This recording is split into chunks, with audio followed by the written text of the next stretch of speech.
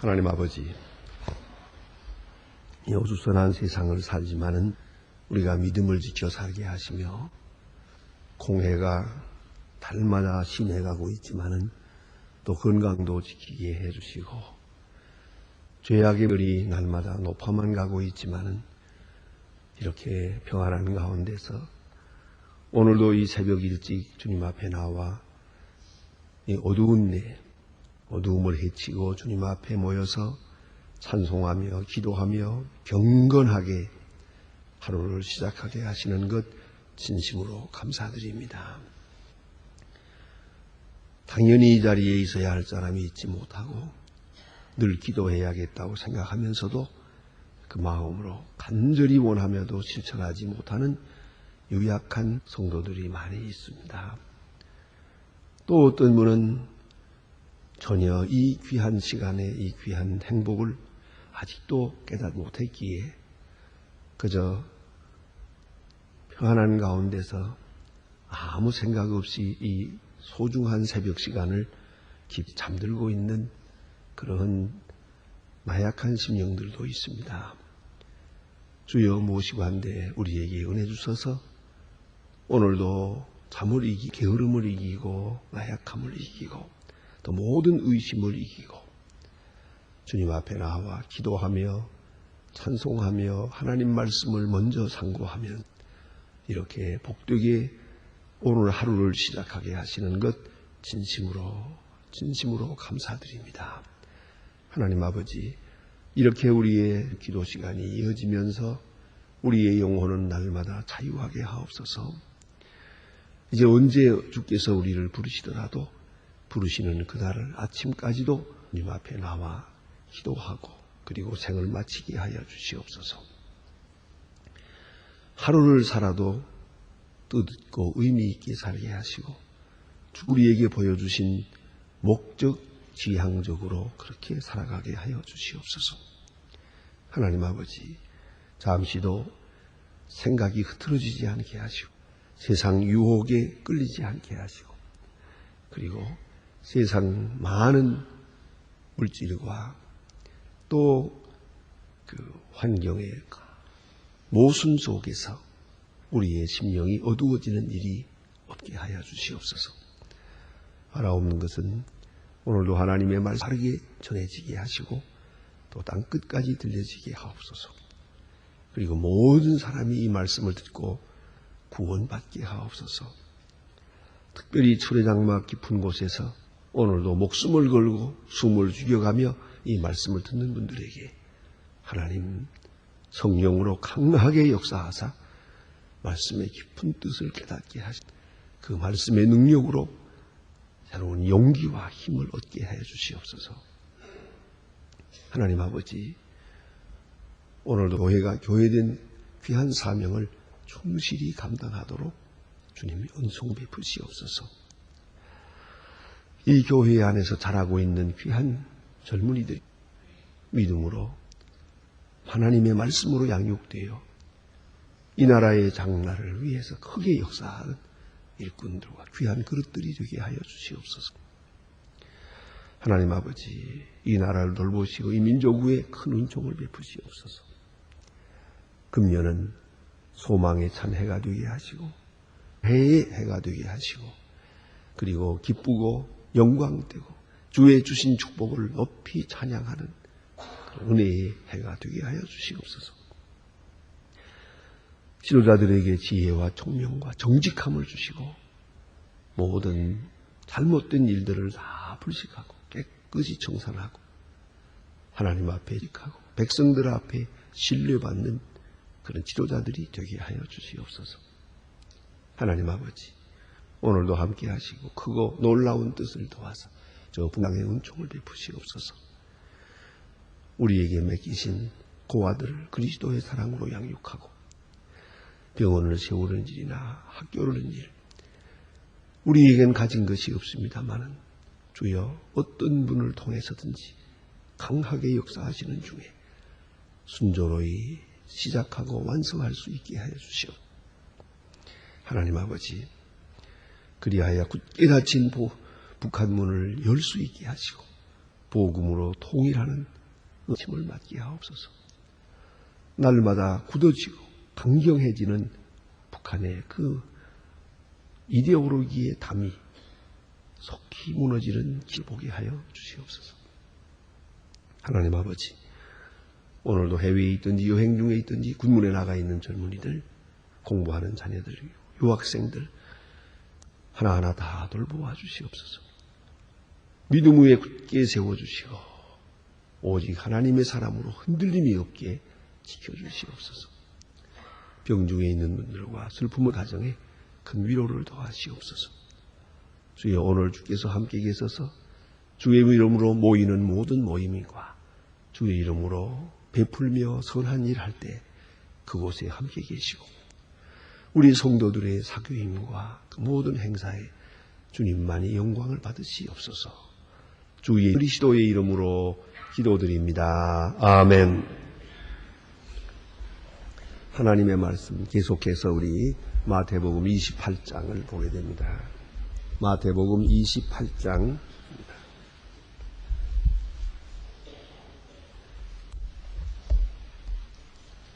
마태복음 28장 1절로부터 오늘 10절까지 봉독하게 됩니다.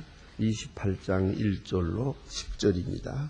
지금 다 같이 한 목소리로 읽겠습니다. 안식일이 다가고 안식일 후 첫날이 된 이명의 막달라 마리아와 다른 마리아가 무덤을 보려고 왔더니 큰 지진이 나며 주의 천사가 내려와서 돌을 굴려내고 위에 앉았는데 그 형상이 번개 같고 그 옷은 눈같이 희건을 수직하던 자들이 저를 무서워하여 떨며 죽은 자들 가운데서 천사가 저들에게 가르치라. 너희는 무서워 말라. 십자가에 못 박힌 예수를 너희가 찾는 줄 내가 아노라.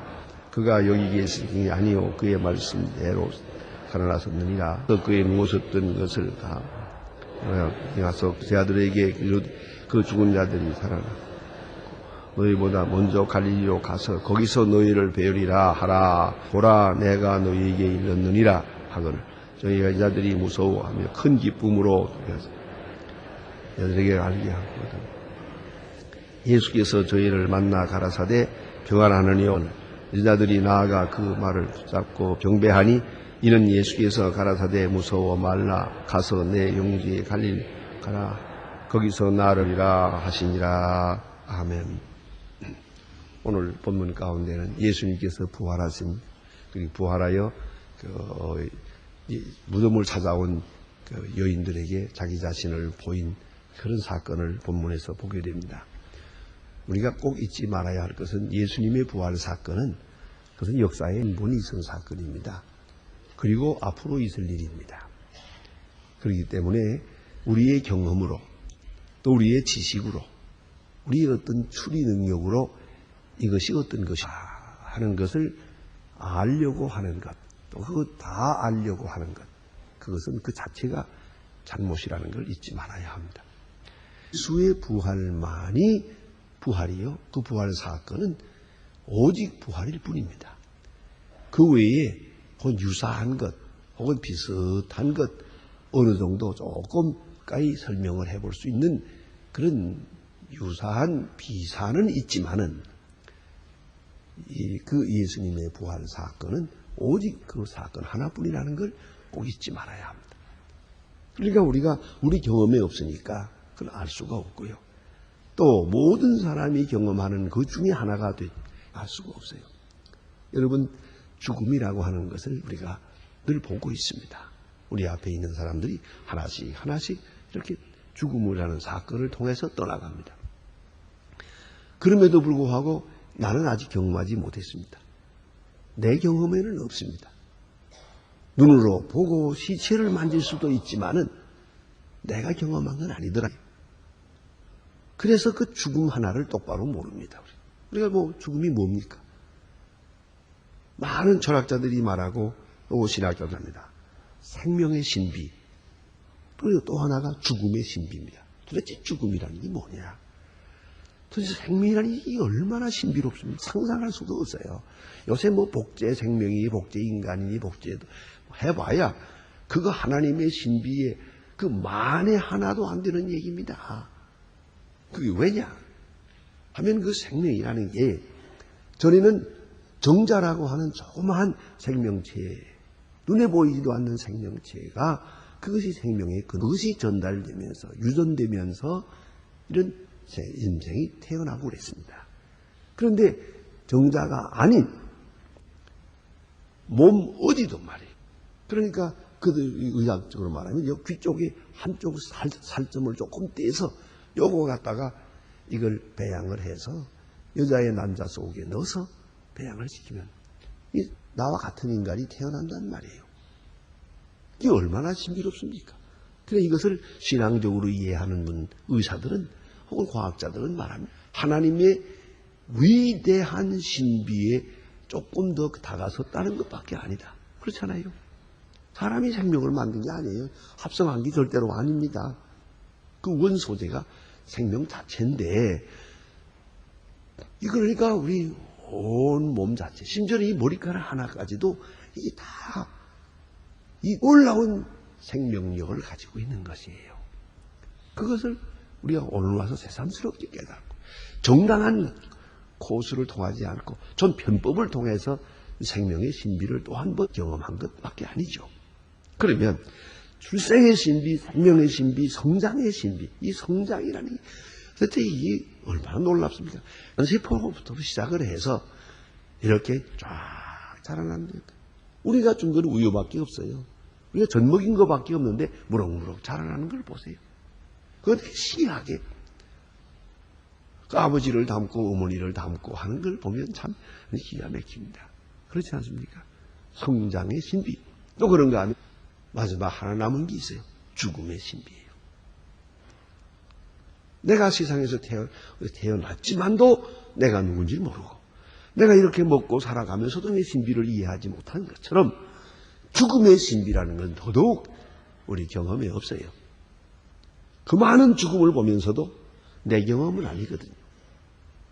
그러니까 인간 경험을 통해서 뭘 안다는 것 자체가 얼마나 미미하고 또 아무것도 아니라는 것이죠. 그래서 생각해야 됩니다. 그러니까 정신적으로 이해하고 영적으로 이해함으로만이 이해가 되는 것이지 이 물리적 경험 이것을 통해서 뭘 안다는 것은 너무너무나 불완전한 것입니다. 자, 그러면 예수의 부활 더더욱 그것은 하나밖에 없는 사건이에요. 그러니까 우리 인간이라고 하는 생명체 다시 그 뿌리로 돌아가 말하면 식물이라는 생명체가 있죠. 동물이라는 생명체가 있죠. 우리 인간이라는 생명체가 있어요. 아시는 대로 식물보다 동물이 고급이에요. 같은 동물 중에도 고등동물이 있어요. 그런가 하면 우리 인간은 한 단 더 높아서 영적인 누수배예요. 정신과 영과 혼을 가진 독특한 이런 존재예요. 우리가 몸에 있다고 하나 그 몸보다 훨씬 월등한 높은 그런 생명력을 지니고 있습니다. 그런데 예수께서 부활하신 그 생명은 다음 생명이에요. 그보다 더 높은 차원이 전혀 틀린 그런 그리스도적 생명이에요. 이게 부활이에요. 이걸 부활이라고 설명한다는 말입니다. 그러니까 엄격히 말하면 걷다가 살아난 그 모양을 말하는 게 아니에요. 그건 회생이죠. 부활과 회생은 달라요. 한 일주일 동안 죽었다가 다시 살라고 해도 그건 전상으로 다시 돌아간 것 뿐이에요. 회생이지 그건 부활이 아닙니다. 이 부활이란 그런 의미에서 성경에서도 두 단어로 사용합니다. 변화라고 혹은 부활 이 두 가지로 말하는데 변화와 부활 그 숫자로 보더라도 비슷하게 같이 같은 의미로 사용하고 있습니다. 이 뜻들이 변화든 부활이든 지칭하는 것은 예수 그리스도의 부활 사건 그것만을 설명하고 있는 거예요. 오직 하나밖에 없고요.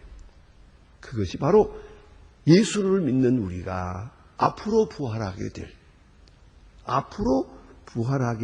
그 생명 첫 열매란 말이에요. 첫 열매. 우리가 모두가 그렇게 될 거예요. 부활하면 어떻게 될 거냐? 예수님 될 겁니다. 어디에 있을까요? 예수님 계신 곳에 있을 겁니다. 어떤 모양으로 살아갈까요? 예수님처럼 살 겁니다. 그 이상의 정확한 답변은 없어요. 그건 확실한 대답이에요. 자, 그런데 오늘 예수님께서 부활하신 이 이야기 너무나도 자연스럽게 말하고 있어요. 의도적으로 철학적으로 무슨 이걸 증명하려지 않아요. 사건이니까 그냥 평안하게 설명하고 있어요. 그걸 사건을 본 사람들이 이렇게 저렇게 증명하고 증거하고 있을 뿐이에요. 그 증거도 완전한 거 아니죠. 그러나 그들이 예수를 만났고 부활 사건을 그만큼 일부, 혼내 잊지 말아야 합니다. 일부 경험한 것이에요. 그러나 그들의 경험은 아주 부분적인 것이에요. 우리가 이 부분적 경험을 콜렉터해서 이렇게 모아가지고 수집해서 예수님의 부활은 이런 것일 거다라고 일부, 꼭 잊지 말아야 합니다. 일부를 이해하고 있는 것뿐이에요. 그 본체를 우리가 다 아는 것은 물론 아닙니다. 자, 이제 우리가 예수님께서 부활하셨는데 이 부활을 증명하려고 하는 아무 의도가 없어요. 그대로 사건을 기술하고 있을 뿐이에요. 자, 이제 먼저는 막달라 마리아와 다른 마리아. 난 이게 막달라 마리아라고 하는 이름이 처음 나오고 또 요한복음에 보면은 막달라 마리아가 예수님을 맨 처음 만난 걸로 돼 있어요. 참 놀라운 일이에요. 막달라 마리아가 누굽니까? 이게 원래 장녀예요. 전설에 의하면 직업적인 장녀였어요. 그것도 장녀가 된 동기는 또 그것은 사라반의 십자가라고 하는 그 책에서 전설을 모아서 설명하는 데로는 이 사람은 아주 억울하게 많은 사람으로부터 덕질을 받아야 하는 그런 사람이었어요. 왜냐하면 그가 결혼해가고 남편을 곧 잃었어요. 그리고 과부로 혼자 지내게 되는데, 자, 이제 가버나움이라는 마을에 로마 군인이에요.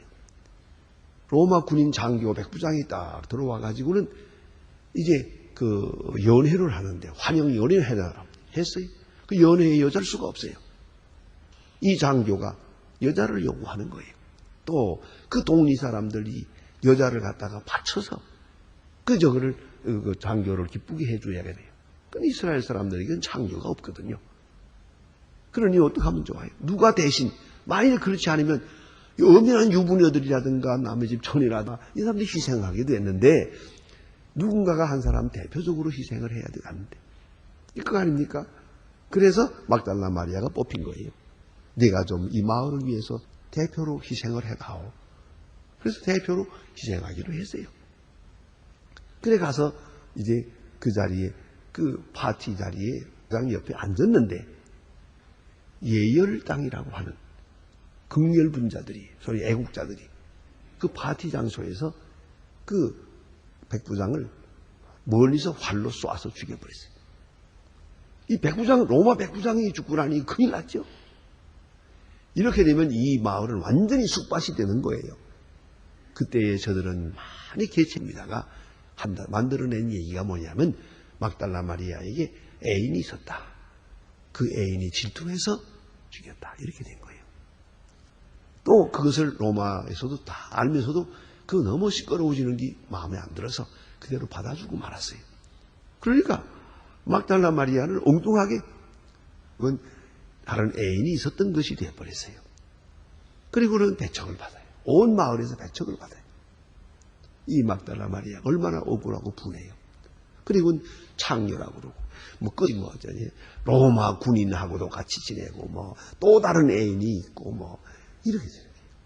억울하고 분해서 밤마다 갈리바다를 다니면서 울었어요. 미쳤어요. 일곱 귀신이 들렸다는 말이 그런 말이에요. 이런 길에서 결국은 창녀로 떨어지게 돼요. 그렇게 살 수밖에 없었어요. 이제 어쨌든 이 막달라 마리아가 예수를 믿고 예수의 사람이 되는데 예수님이 돌아가신 다음에도 이 여자만은 예수를 찾아가죠. 시체 나기 위해서. 그 점을 생각해야 돼요. 어디까지나 죽은 시체를 한 번 더 보고 싶었던 거예요. 갔는데 예수를 보지 못하고 천사를 만났어요. 천사가 말합니다. 무서워 말라. 그럽니다. 오늘 성경도 보면 저들이 무서움과 큰 기쁨으로 무덤을 빨리 떠나. 무서움과 기쁨. 사건이란 무서움과 기쁨이에요. 두 가지가 함께 있는 것. 놀라움과 기쁨이 함께 있는 것이에요. 그것이 부활 사건이었어요. 그리고 이 누웠던 자리를 보라. 그 빈 무덤을 보라. 그 빈 무덤이 하나의 증거요. 또 하나는 그 예수의 무덤을 지키던 사람들, 다른 복음에 보면 이 사람들이 또 증인이 돼요. 그 부활하시는 장면을 보았기 때문이죠. 그 들숨 있으면 많은 사람이 보기 좋잖아요. 그런데 부활하는 그 현장을 본 사람은 바로 문을 지키던 이 사람들이에요. 그 다음으로 보들이 예수님의 제자들이 되겠죠. 자, 그런데 오늘 본문을 보면은 몇 가지를 우리에게 말해주고 있습니다. 첫째는 이 부활 사건은, 이 엄청난 사건을 믿어라 하는 것이에요. 믿기 어려운 얘기지만 믿어라. 끝까지 메시지의 내용은 부활을 믿어라. 믿어야 돼요. 믿을 때에 이 부활 사건이 나 자신의 사건이 된다는 것이에요. 또 한 가지는 이 부활 사건에 동참하라 그래요. 함께하라. 그래서 오늘 본문에 보는 대로 전하라 그랬어요. 네가 보았느냐? 다음 사람에게 전하라. 제자들에게 말해라 그랬어요. 너만 가만히 가지고 벌벌 떨고 있지 말고 가서 얘기하라. 갈릴리에 가서 만나자고 얘기해라. 내가 부활했다는 소식을 전하라. 그래서 많은 사람으로 하여금 이 부활 사건에 함께 하도록 하라. 이 같은 쉐어링을 하라 이거예요. 같이 하도록 하라. 같은 기쁨을 나누도록. 자, 이제 그래서 믿어라. 이 부활 사건에 함께 하라. 그 다음에가 뭐냐면 기뻐하라예요. 그 믿음에서 오는 기쁨이요. 이 기쁨은 아주 초월적인 것이에요. 기쁨하라. 이 얼마나 중요한 말이에요. 죽음도 막지 못해요. 환난과 핍박도 순교도 막을 수 없어요. 이건 아주 영원한 기쁨이요. 절대적 기쁨이에요. 이것은 완전한 기쁨이 오시다. 이 세상의 모든 기쁨이라고 하는 것이 다 사실 기뻐할 만한 것이 못 되는 것을 기뻐하는 거 아닙니까? 그게 뭐 기쁨입니까? 자, 여러분 좋은 집을 샀다. 난 그렇게 기뻐하기 못 된다고 봐요. 난 어떤 집에 좋은 집을 사가지고 잘 수리해놓고 한번 오십시오 그래서 가서 구경을 기왕이면 다 봐주는 게 좋을 거 아니에요. 그래서 아래층 우층 구석까지 다 한 바퀴 빙 돌아봐요. 저는 아무 말도 안 합니다. 하지만 속으로 생각하기는 그런데 이렇게 그 집을 보고 주인의 얼굴을 보니까 며칠 못 살가세요 보니까. 그러니 이 집이 무슨 소용이 있나 저거. 보니까 또 뭐 주인은 아주 비실비실해요. 뭐 며칠 있다가 병원에 입원해야 될 것 같더라고요 보니까. 이 집과 저 사람하고 무슨 상관이에요 저게. 아, 세상 노름이다 그런 거예요. 그러니 이 세상의 기쁨이라는 게 무엇입니까? 뭐 굉장한 것처럼 떠들어 봐서 참 기쁨은 부활이라고 하는 이 엄청난 사건 하나밖에 없어요. 이 부활은 오늘 여기 본문에 보는 바와 같이 역사적 사건이면서 그것이 동시에 백성을 위한 것이고 또 우리를 위한 것이고 우리에게 증거하고 있는 거죠. 사도 바울이 역력하게 설명하고 있는 것이 바로 그 점이요. 예수의 부활 사건이 예수만이에요. 이 무덤이 열리고 부활한다는 이 사건은 이것은 바로 미래적이요 예건에서 비롯되었지만 다음에는 모든 사람의 사건이 된다는 것이죠. 그것을 예표적으로 혹은 첫 열매로 우리에게 보여주신 것이죠. 그러니까 옛날 이야기하고 있는 게 아닙니다. 지금 이 부활에 대한 이야기는 바로 나 자신에 대한 이야기라는 걸 잊지 말아야 된다. 내가 가야 할 길. 그래서 이 신앙이라는 것은 단순한 윤리를 말하는 게 아닙니다. 신앙은 종말론적이고요. 종말적이고요. 영원한 생명의 것이에요. 여러분 아시는 대로 예수님께서 하나님 말씀 전하실 때 그 말씀의 그 내용을 전체를 잘 읽어가면서 깊이 읽어보세요. 이 세상에 흥미가 없어요. 예수님은 항상 저 하늘나라를 바라고 그래서 요한복음에서 이것을 보충합니다. 바랍니다. 요한복음에서는 분명히 너희는 마음에 근심하지 말라. 하나님을 믿으니 또 나를 믿어라. 내가 아버지 집에 가서 있을 곳을 예비하고 다시 와서 너희를 나 있는 곳에 데려가고 나와 함께 있어. 아주 분명하게 말씀을 하세요. 언제나 그 생각과 그 뜻을 하늘나라에 두고 있어요. 영원한 생명에 초점을 맞추고 있어요. 이 땅에 되어지는 것은 잠깐 지나가는 과정일 뿐이요. 그래 예수님 말씀하신 것처럼 잠깐 있으면 보지 못하겠고 잠깐 있으면 보리라. 이 십자가라고 엄청난 사건도 사실 이 부활신앙 안에서 다 흡수되고 마는 거예요. 부활을 믿는 사람에게는 십자가라는 게 그게 아무것도 아니지 않습니까? 영생을 믿는 사람에게 오늘의 생이라고 하는 것이 무슨 그렇게 큰 의미가 있습니까? 그러나 이 남은 시간에 이 귀한 복음을 전해야 하고 또 영생을 바라보는 기쁨을 오늘 즐기는 것이에요. 여기서 즐기는 거예요. 그렇기 때문에 믿어라. 부활 사건 함께하고 널리 전파하라. 셋째는 기뻐하라. 이렇게 이 부활 사건을 통해서 계속 우리에게 하고 계시는 겁니다. 기도하십시다.